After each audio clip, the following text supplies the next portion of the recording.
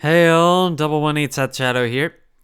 Let's go ahead and get into today's Market Watch. We're going to be covering a lot more of Idolmasters this time around, but there are some other things to consider from a few sets back as well. In particular, the first thing I want to go over is the foil version of Servant of Disdain. Disdain is still a very strong engine in today's format, as well as in future formats it's likely to see a lot more play as we go.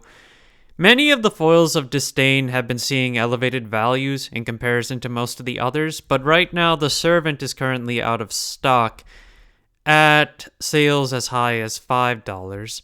Now, Servant of Disdain has been one of the cheaper foils to pick up as compared to some of the others, but with this one having been bought out now as well, if you're looking to bling out the Disdain engine, it's looking more expensive as we go along.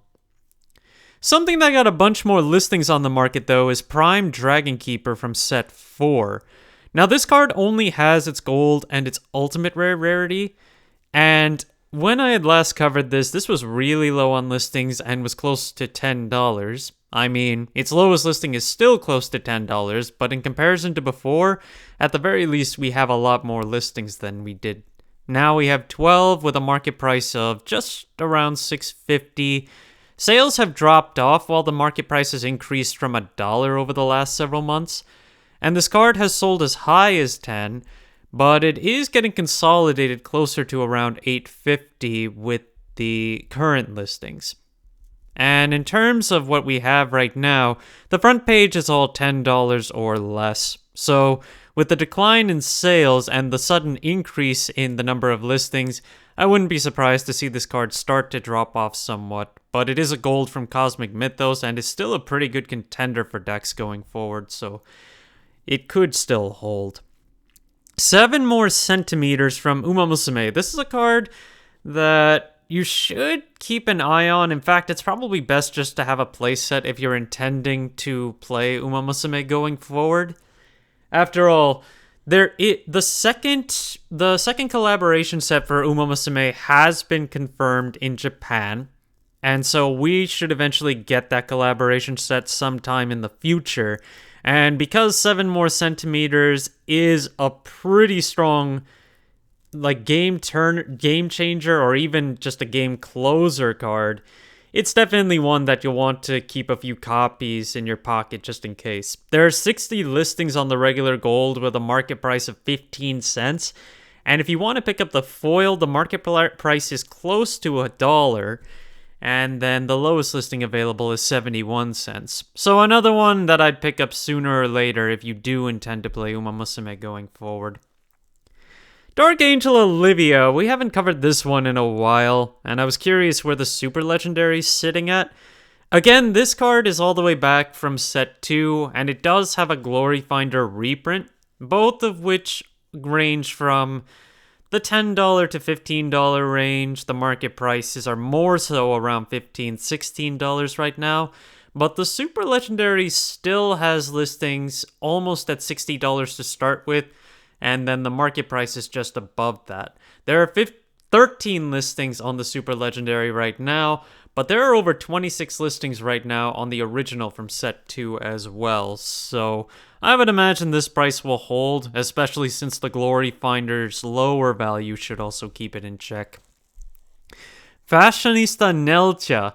This card originally came out of set 4 as a gold, but if you participated in the Grand Showdown in Los Angeles last month, this card also came as a participation promo with an alternate art as well. If you want to pick up this card, it is available on TCG Player starting from $26, and there are 3 listings overall, although there haven't been any sales yet, and the highest price is currently $35 when you consider shipping. Of the listings available, there are a total of 6 copies that are up for sale. There should be more given that there were at least a good number of players at the showdown, but perhaps players are also just holding on to them. Now into Idolmasters, starting with Kanade Hayami. This card is effectively a generic for Runecraft that also gets an EVO, but you do need lessons in order to play the skill. And the Evo, being this card being a gold, is high up in value, which is pretty typical. It's almost $5 to pick up for the regular gold, and if you want to pick up the foil version, it's currently close to $9, but only one listing. There are 19 listings on the regular gold as well, so at $4, I would say that one will probably see a decrease because a foil exists. However, if you want to pick up the base value foiled, then that one is going to be just over $7. Ultimately, when it comes to gold EVOs being higher in value, if they have a foil equivalent, the EVO doesn't tend to hold a lot more value. It needs to be so that there is no foil for them to continue to hold value. As another example, though, we also have Uzuki Shimamura, where it seems that this one is actually seeing a lot more popularity when it comes to the booster pack version of it.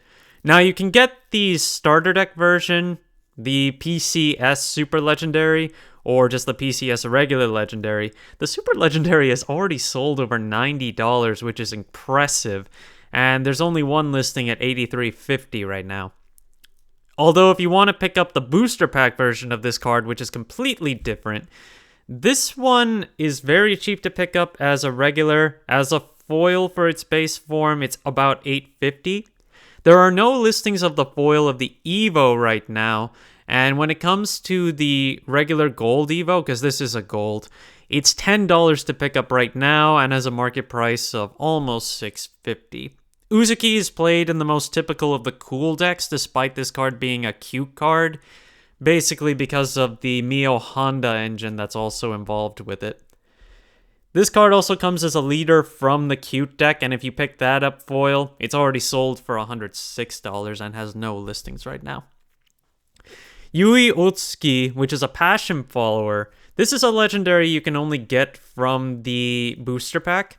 Currently 20 listings on its base at $5, and the Super Legendary currently has a base of $16 with 10 listings. The EVOs, the Super Legendary only has 3 listings on that one at almost $8, and there are 27 listings on the regular Legendary at just over $2.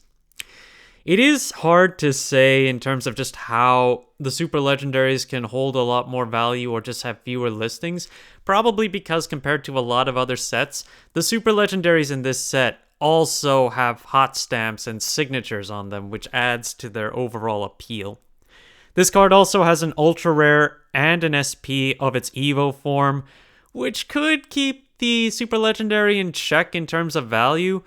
But to be fair, nobody has bought the SP yet, and it's $350, while there's one listing on the Ultimate Rare at $230, and it's already sold for around $222.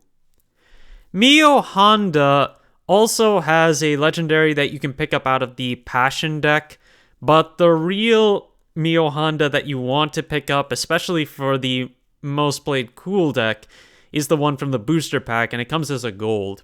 Pretty affordable. It's 80 cents base and 93 cents market price, so basically $1 to pick up. If you want the foil, that's actually not too expensive right now at $5 and a market price of $8. So I'm assuming that $5 is probably just one specific listing. Let's take a look. 5, and no. Despite the market price being almost $8, the lowest 3 listings are $6 and under, so I guess the card is seeing a bit of a fallout. That's interesting to see. So in that case, yeah, it's cheaper than the market price is right now and not as bad to pick up as it was before. And the next thing I want to talk about is Paragons of the Colosseum in general. So box prices are actually getting a lot lower than the MSRP. You can pick up boxes lower than $40 right now, and the MSRP of these boxes is in the $60 range. The overall market price has been seeing a decline since the release of over 50%, and the market price is currently around $38. Most of the listings that are available, and there's even consolidation on them, are basically all $38 boxes. But despite the decrease in box prices, we've been seeing more increases in prices on a lot of the legendaries in this set. I've been going over them every so often, but I want to go over a few of them again just to see where they're at. I'd say one of the bigger ones, which can see play in the future, is Ginsetsu Great Fox. Currently, the base legendary on this one is at $15 and only 3 listings to pick up right now, whereas its super legendary base is around 23, down to 5 listings. And there is the winner promo that you can pick up, which is the same exact art of the super legendary. It's still $130 base to pick up, but I don't think anybody has picked it up since I last covered it, so only 2 have sold, closer to $150. The EVO is still somewhat affordable at $5 with 22 listings, and the Super Legendary is not too far off. There are only 6 listings left on it, but the base price is currently $740. And if you want the Ultimate Rare, it's still amazing to see that the Ultimate Rare Ginsetsu Evolve is cheaper than the Open 8 promo winner promo, and it's currently $126. The market price is even lower too, at $140 versus the Open 8 promo is $150. A legendary that is going down in value, though, is Quan. Despite still being the most popular deck of the format overall, Quan has just dropped off in value to back to where it started. Now it's around $12 to pick up for the legendary, while the market price is sitting around $17.50, and it's got 28 listings. And given that we've got the Curse Crafter restriction coming at the end of November, I don't think this price can recover unless we see some really big significant tops of Quan in the next few weeks. The Super Legendary is currently at $24, and the Ultimate Rare, while having a market price of almost $230, is down to almost $150. And our final card for today is Amata's Fairy Blader. Despite Cool, I would say, kind of taking the place of Fairy in this format as the rush deck to pick, Amata's is still pretty expensive and has been increasing in price overall. While the overall trend has shown the market price on a decrease, and it's currently almost $10.50, listings have a different story to tell.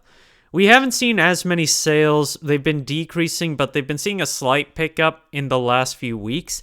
And now the card is a base of $16.25, only 3 listings left. And yeah.